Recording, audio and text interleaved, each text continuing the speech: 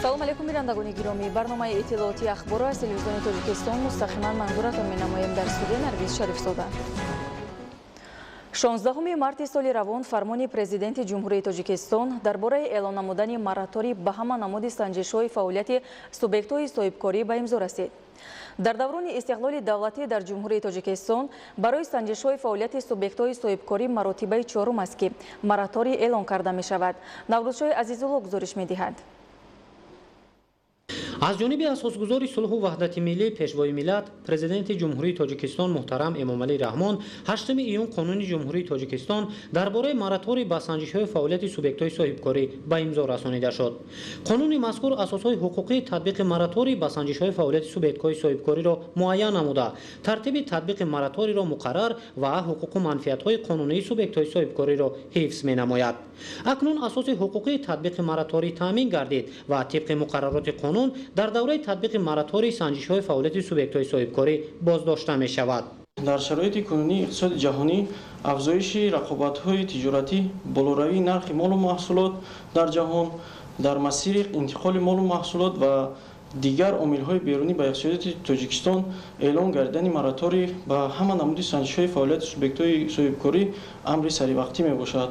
бо ин мақсад фармони президенти ҷумҳурии Тоҷикистон муҳтарам Эмомалӣ Раҳмон аз 16 марти соли 2022 таҳти рақами 362 дар бораи эълон намудани мораторӣ ба ҳама намуди санҷишҳои фаъолияти субъектҳои соҳибкорӣ ба тавассиб расид, ки тибқи он ба то 1 январи соли 2023 ба ҳама намуди санҷишҳои фаъолияти субъектҳои соҳибкорӣ мораторӣ эълон гардид. таҳлилҳо нишон медиҳад ки дастгириву ғамхориҳои пайвастаи роҳбари давлат ва дар ин замина дастрас шудани имтиёзҳо асоси афзуншавии муваффақияти намояндагони бахши хусусӣ дар Тоҷикистон шудааст. бо назардошти ҳамин, коршиносон эълони моратории навбатиро ба санҷишҳои фаъолияти субъектҳои соҳибкорӣ заминаи асосӣ барои бунёду барқароркунии коргоҳу корхонаҳои саноатӣ, зиёдгаштани истеҳсоли маҳсулоти воридотӣ вазкунандаи ба содирот нигаронида шуда, таъсиси ҷойҳои нави корӣ ва дар маҷмӯъ рушди дучанди иқтисодиёт арзёбӣ мекунанд. Тоҷикистон яке аз воридкунандаҳои асосии молу маҳсулот ба шумор меравад ва имрӯз мо мебинем ки аллакай ки қисми зиёди молу маҳсулотҳои истеҳсоли ватании мо аллакай ба содирот равона шудааст ва аллакай Тоҷикистон ягон зарурати воридоти чунин маҳсулотро надорад. маҳсулотҳои сохтмонӣ, дигар маҳсулотҳои кишоварзӣ метавонем ки ҳаминро ба мисол берем ки аз ҳамино аллакай Тоҷикистон ҳам дар дохили худаш истеҳсол мекунад ва боз ба хориҷи кишвар содирот менамояд. ин ҳамаш аламон ташаббусҳои роҳбари давлат, иқтидомҳои ҳукумати ҷумҳурии Тоҷикистон дар самти дастгирӣ рушди соҳибкорӣ буд. алам эълон намудани моратория, қабул намудани барномаҳои давлатӣ ва дигар санадҳои мероёбӣ буд ки имрӯз яъне ки мо аз воридот ба содирот молу маҳсулот яъне ки роҳ овардаем. ин маротибаи чорум аст ки дар Тоҷикистон барои озод намудани субъектҳои фаъолияти соҳибкорӣ аз санҷишҳо мораторӣ эълон карда мешавад. намояндагони бахши хусусӣ баъди таҳлилу омӯзиш чунин дастгириҳои пайвастаи роҳбари давлатро бояд барои афзуншавии муваффақиятҳо самаранок истифода намоянд. дар заминаи сиёсати хиратмандона ва бунёдкоронаи асосгузори сулҳу ваҳдати миллӣ пешвои миллат президенти ҷумҳурии Тоҷикистон муҳтарам Эмомалӣ Раҳмон қаблан ба санҷиши фаъолияти субъектҳои соҳибкорӣ 3 маротиба мораторӣ эълон гардида буд. аз таҳлилҳо бармеояд ки ҳаҷми истеҳсоли маҳсулоти истеҳсолгардида ва шумораи коргарон дар давраи эълони мораторӣ рӯй ба тамоюли афзоиш намудаанд. соҳибкори мо бисёр як рӯйҳаи баланд бардоштанд аз фармони мазкур ва иқдом гирифтанд ки дар ҳақиқат фармони мазкурро барои дар оянда рақобатпазир намудани молу маҳсулоти худ самаранок истифода намоянд. ҳадаф аз эълони мораторӣ дар соли 2022 дастгирии давлатии фаъолияти соҳибкорӣ, фароҳам овардани фазои мусоид барои ҷалби бештари сармоя, ташкили ҷойҳои нави корӣ ва кам намудани санҷишҳо ба фаъолияти субъектҳои соҳибкорӣ арзёбӣ мегардад. қонуни ҷумҳурии Тоҷикистон дар бораи мораторӣ ба санҷишҳои фаъолияти субъектҳои соҳибкорӣ муносибатҳои вобаста ба мораторӣ эълоншударо танзим мекунад. наврӯзшоҳи Азизулло, Маҳмадсаиди Камол, Баҳодур Ҳасанзод, барномаи ахбор. идомаи барнома. дар ноҳияҳои Панҷ ва Вахши вилояти Хатлон дарави ғалат ҷараён дошта. кишоварзон дар заминҳои холишуда кишти такрории зироат анҷом медиҳанд. ҳосилнокии миёнаи ғалазор дар заминҳои обӣ то 50 центнер ва дар заминҳои лалмӣ 15-20 центнерро ташкил медиҳад. гузориши хабарнигорони мо аз вилояти Хатлон. در ناحیه 5 جمع‌آوری حاصل غله‌زار متشکلانه جریان داشته. در زمین‌های خالی شده هر گونه سبزیجات بروقتی از جمله کارتوشکا و پیاز کشتی تکراری زراعت را به راه می‌مانند. در جماعت دهاتی محور حاصل تخمی‌های امسال انتخاب کرده قناعتبخش ارزیابی کرده می‌شود. به گفته مسئولین آنها از حساب غله در تیر ماه کاریده شده تا 50 سنتنر حاصل گندم به دست می‌آورند. اقدام خوب کشاورزان ناحیه 5 به آن مساعدت می‌کند که دهقانان در یک سال 2-3 مرتبه حاصل رویانیده در فراوانی محصولات حصه ارزنده گذارند. طور اظهار داشتند در قیده‌های خالی شده پیاز و کارتوشکا و سبزی بهاری باز لوبیا دونگی و جواری مکئی دان را به صفت کشتی تکراری راه اندازی می‌کنند. حاصلناکی کارتوشکا در ناحیه 5 بیشتر از 300 سنتنر را تشکیل داد. خوجگی‌های دهقانی و به واسطه اهالی دهات کارتوشکای تر و تازه را جمع‌آوری کرده پیشنهاد تاجران بازارهای پایتخت می‌گردانند. این صاحبکاران از شهر دوشنبه به ناحیه 5 آمدند تا کارتوشکا و پالزی‌های شیرین را با ارزش دسترس خریداری کرده بازارهای پایتخت را فراوان گردانند. کشتی تکراری در جای کارتوشکا و پیاز، لوبیاگی، موش، مکایدون گذارنده استفاده. خوجگی است که تو سه حاصله یک چیز زمینش میگیره. کشاورزان ناحیه 5 در زمینه نشاندادها از پیام راهنمایی سرور دولت محترم امامعلی رحمان جهت استفاده بردن هر وجب زمین کوران تدبیراندیشی‌های صحوی می‌کنند. اهل زحمت تلاش می‌ورزند که در تامین طلبات بازار استعمالی و پیشنهاد آذوقه صفتناک به اهالی حصه مناسب گذارند. کشاورزان از تجربه پیشین خوب می‌دانند که با درست بهره برداری کردن از زمین ابتدا سطح زندگی خویش را بهتر می‌کنند و به همین وسیله در ارزانی ارزش محصولات حصه خوب می‌گذارند. اصلاحات در ساحه کشاورزی واقعاً هم در بهتر شدن سطح روزگاری اهالی مساعدت ارزشمند کرد. سهامداران در خوجگی‌های دهقانی، پخته، پالزی، غله و خوراک چاروا پرورش و استحصال می‌کنند. در خوجگی‌های ناحیه جمع‌آوری و توی‌بندی خوراک سرغذایی چاروا خوب به نظر رسید. آنها برای 2 سال هم برای رفع احتیاجات عائله و هم خوراک حیوانات آذوقه انجام می‌کنند. در ناحیه وخش نیز کشتی تکراری زراعت ادامه داشته. کشاورزان در جای زراعت کارتوشکا، باز جواری مکئی دان و دیگر نوع محصولات را کشت می‌کنند. در جماعت دهاتی تاجیک‌آباد ناحیه وخش از فرصت مناسب آب و زمین استفاده برده کشتی تکراری زراعت را وسعت می‌بخشند. تنها در بخش اهالی در میدان بیشتر از 2,500 گکتار کشتی تکراری به ثمر رسانیده می‌شود. نشونمای پخته‌زار نسبت به سال‌های قبلی خوبتر به نظر رسید. در بسیار قیده‌ها علاقه غذای دوم زراعت تامین کرده شده. پخته‌کاران به آبمانی و کارکرد بین قطارها مشغولند. 52 گکتار پخته داریم. دوره یکم دادیم. اینا او شاهوی کرده سیم نصیب کرده گیره. دیم دوره سر میکنیم. امسال اک نقشه داریم که تا 35 سنتنر بگیریم. در شرایط ولایت ختلون تجربه دهقانان و مدنیت استفاده زمین خوب به نظر می رسد. کشاورزان در زمین‌های پرزیدنتی و قیده‌های نزد حولگی نیز غذای دلخواه خویش را پرورش می‌کنند. ساکنان در پیروی از دستور و هدایت‌های حکومت جمهوری تاجیکستان در یک سال 2-3 مرتبه محصولات کشت کرده از حساب مهنت و زحمت خود برای دوره زمستان و در مجموع برای 2 سال من بعد انواع صفتناک خوراکواری انجام می‌کنند. در همین شب و روز بازارهای مرکزی ولایت ختلون فراوان از محصولات ارزان و دسترس بوده. ساکنان سبزیجات تر و تازه و میوه‌جات را خریداری کرده برای دوره زمستان و تا موسم دیگر کنسرو میوه و سبزیجات آماده و ذخیره می‌نمایند. در شرایط مرکب گردیدن اوضاع سیاسی جهان یگانه عامل تکان بخش مهنت اهلانه و استفاده مقصدناک از هر وجب زمین کارم ارزیابی می‌شود. محض توسط براه ماندن کشتی تکراری امکان فراهم می‌آید که در دوره تیر ماه و زمستان نیز بازارهای داخلی فراوان از انواع غذایی باشد. عبدالرزاق عزیز و عبدالله قادر، ولایت ختلون، اخبار. در کارخانه دولتی کشاورزی پالوس агенти تامینات اموال مخصوصی نزد حکومت جمهوری تاجیکستان در شهر بوستانی ولایت سوخت برای تامین نمودن قسم‌های حربی با محصولات کشاورزی از جمله سبزیجات و کارتوشکا کشت کرده شده. با رعایت قاعده‌های اگرتکنیکی و تجربه پیشقدم حاصل بلند به دست می‌آورند. گزارش گلچهره ستارزاده. در خوجگی‌های زیرتابه агенти تامینات اموال مخصوصی نزد حکومت جمهوری با استفاده از تمام امکان و شرایط هر قطعه زمین کارم آبی را ثمرناک استفاده نموده استحصال فراوان سبزیجات و غله‌دانگی، لوبیاگی و پالیزی‌ها را به راه مانده برای تامین قسم‌های نظامی با محصولات تر و تازه کشاورزی تلاش می‌نمایند. در کارخانه دولتی کشاورزی پالوس واقع در ولایت سوخت 905 گکتار زمین‌ها به استحصال محصولات کشاورزی فرا گرفته شده است که 526 گکتارش را زمین‌های کارم آبی تشکیل می‌دهد.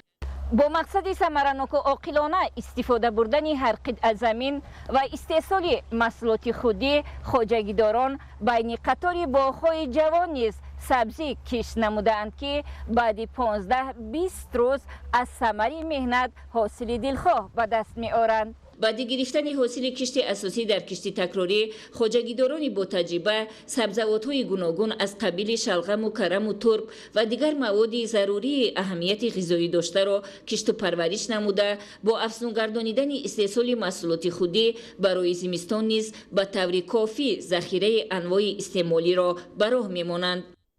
کارخانه دولتی کشاورزی پلاس 905 گکتار زمین دارد.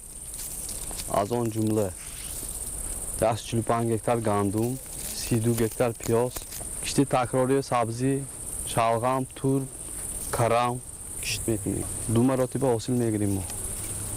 با استفاده از تخمی‌های با صفت و رعایت اگروتکنیکی پرورش، حاصل غله‌دانه در 145 گکتار زمین خیلی فراوان است. امسال از پرورش پیاز نیز خواجگیداران قناعتمندند، زیرا امروز از ثمر مهنت حاصل دلخواه به دست آورده ایستادند. برای استحصال و جمع‌آوری تمام نمود محصولات کشاورزی در خواجگی کدک پلاسی نزد اگنتی تامینات اموال مخصوص ما با همراهی سربازان روتای دویم بتالین کشاورزی مهنت نموده، جمع‌آوری نموده، حاصل را با هیئت شخصی قوای مسلح در ولایت سوق بوده تامین می‌نماییم. میدان کشت پیاز در خواجگی زیاده از 32 گکتار، سبزی باشد 5.5 گکتار را تشکیل می‌دهد. با مقصد استحصال میوه خوش‌صفت کشاورزان سال از سال میدان باغ تاکزار را وسیع نموده بین قطار 26 گکتار تاکزاری نو، گلکرم و دیگر نمود سبزیجات و پالزی‌ها را کشت نمودند. ثمر تلاش و زحمت است که امروز از استفاده عاقلانه زمین نشأ و نمای همه نمود زراعت خوب و حاصل در صحرا فراوان است. حاصلنوکی غله، پخته و دیگر زراعت در برابر همه عامل و نشاندهنده‌ها به نوع و تخمی وابسته میباشد. عالمان و کارمندان فیلیال انستیتوت زراعتکاری اکادمیای علم‌های کشاورزی جمهوری تاجیکستان در ولایت سوخت با راه اختراع نمودهای نوع غله و پخته در رشد ساحه سهم می‌گذارند. گزارش رفضلی رحمان و الیاسی بابوجان. عالمان و کارمندان فیلیال انستیتوت زراعتکاری اکادمی علم‌های کشاورزی جمهوری در ولایت سوخت در قطعه‌های نمایشی و تجربوی و قطعه استحصال تخمی نزد مؤسسه با مسئولین و متخصصان ساحه کشاورزی، نمایندگان خواجگی‌های دهقانی شهر و ناحیه‌های ولایت نوع‌های نوع غله را معرفی نمودند. این چاره‌بینی شناسایی با نوع‌های غله با مقصد به‌واسطه در قطعه نمایشی و تجربوی نشان دادن نتیجه‌های کارهای علمی تجربوی عالمان و کارمندان فیلیال و تحکیم رابطه‌های علم و استحصالات کشاورزی تشکیل گردید. عالمان و کارمندان فیلیال انستیتوت زراعتکاری در ولایت سوخت از روی موضوعهای تصدیق نموده اکادمی ملی علم‌های تاجیکستان و اکادمی علم‌های کشاورزی در برابر کارهای علمی تحقیقاتی آفریدن نوع‌های نوی پخته، جوار مکه برای دان و زراعت خوراکی چاروا در اختراع و تجربه نوع‌های نوی غله فعالیت می‌برند. عالمان مؤسسه در همکاری با عالمان کشور، رابطه‌ها با انستیتوت‌های صاحبه یک قطار دولت‌های خارجی هر سال در شرایط زمین‌های سنگلاخ موضع‌های ولایت سوخت پرورش و سنجش نوع‌های نوی سلکسی وطنی و خارجی را برآ می‌مانند.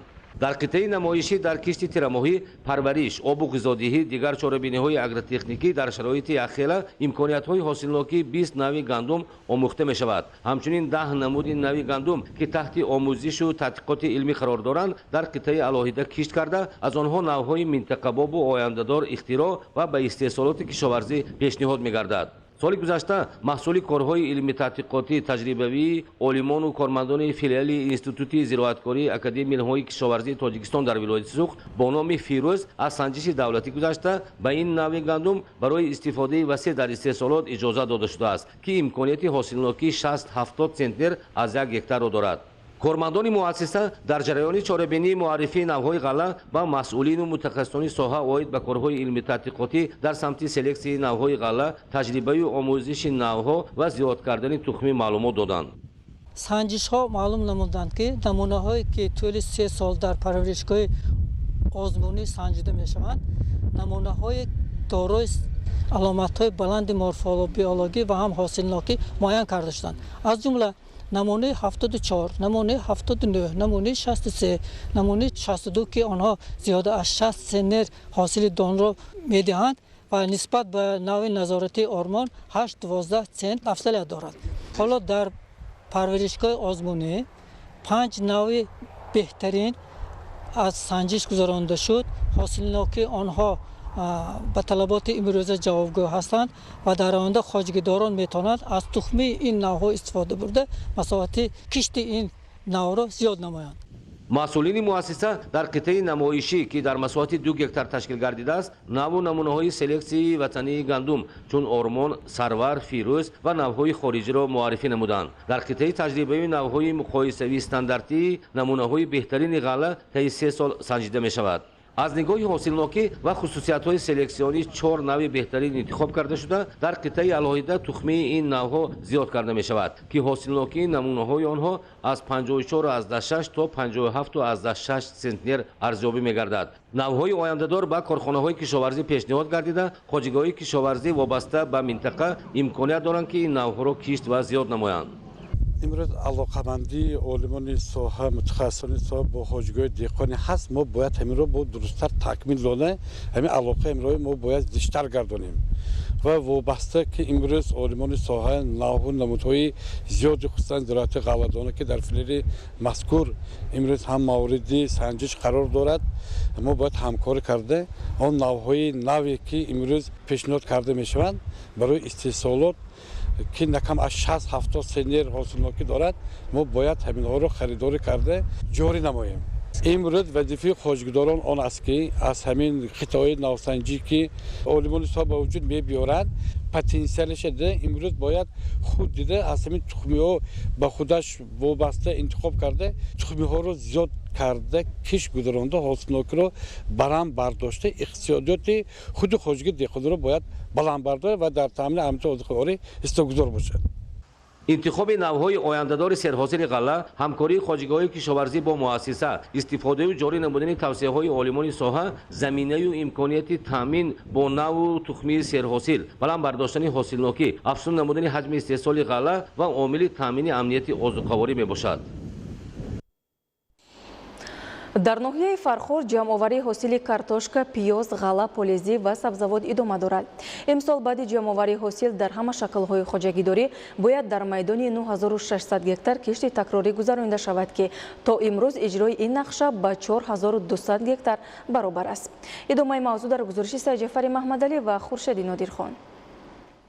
در نوحه فرخور میدان عمومی زمین‌های کورم آبی نزد حولگی 1961 گکتار را تشکیل می‌دهد. از شب اقلیمی ثمرناک استفاده بردن این قیده‌های نزد حولگی امکان است که احتیاجات اولیه با مواد غذایی تامین و استحصال محصولات کشاورزی باشد بازم افزون کرده شود. در دهات گلشن نوحه با این مقصد ساکنان زمین‌های نزد حولگی و خواجگی و رسون را پرثمر استفاده برده با گرفتن 2-3 حاصل در برابر قانع گردانیدن احتیاجات اولیه با مواد غذایی همزمان دستنج خویش را به بازار استعمالی پیشنهاد کرده درآمد خوب اقتصادی به دست می‌آورند. ما اهل اویلا از زمین نزد حولگی درست استفاده برده احتیاجی همین خانواده را ما تامین کرده میتوانیم با محصولات غذایی. من همین زمینی خریده کمتر کارتوشکا بود، کارتوشکا را گرفتیم جوشا تیار کردیم. انا پامیدور داریم، قرنفل شیرین داریم، انا بودرینگ داریم.